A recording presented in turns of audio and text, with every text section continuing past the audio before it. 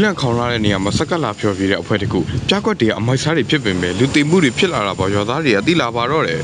လူစုဆိုတဲ့အမျိုးသားသူတို့ရမယ်စက်ကလာကပြလို့အရန်အောင်ပြောနေတာပါအဲ့ဒါနဲ့တွားကြည့်လိုက်ပါတယ်အထက်ရောက်တော့လူပြက်တွေနဲ့အရင်ပြပြီးတယောက်ကလဲလို့ဆွဲသွားကြပါတယ်နောက်တော့အလားဆုံးဆိုတဲ့ကောင်မလေးလီလီကကျိုးပေါ်လမ်းလျှောက်ပြပါတယ်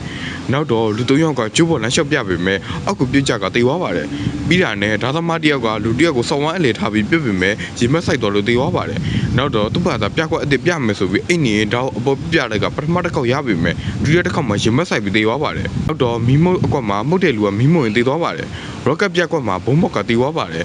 တားရဲပြက်ကွက်မှာလည်းတားရဲစားခံလိုက်ကတေးသွားပါတယ်နောက်ဆုံးပြက်ကွက်သမားအနေနဲ့လူတယောက်ကကျိုးဆွဲပြီးလီလီစီလာမှာပါလီလီကတားပေမဲ့ဟိုကလက်မခံပဲလိုင်းကျုပ်ပြက်ကြကတေးဆုံးသွားပါတယ်နောက်တော့စက်ကပြက်ရဲ့လူကြီးကလူချင်းမင်းတို့ခမျိုးတက်ဖြစ်ပြီးအရေးချင်းရှိတဲ့လူတွေတေးဆုံးကုန်ကြပြီမတနာကြဘူးလား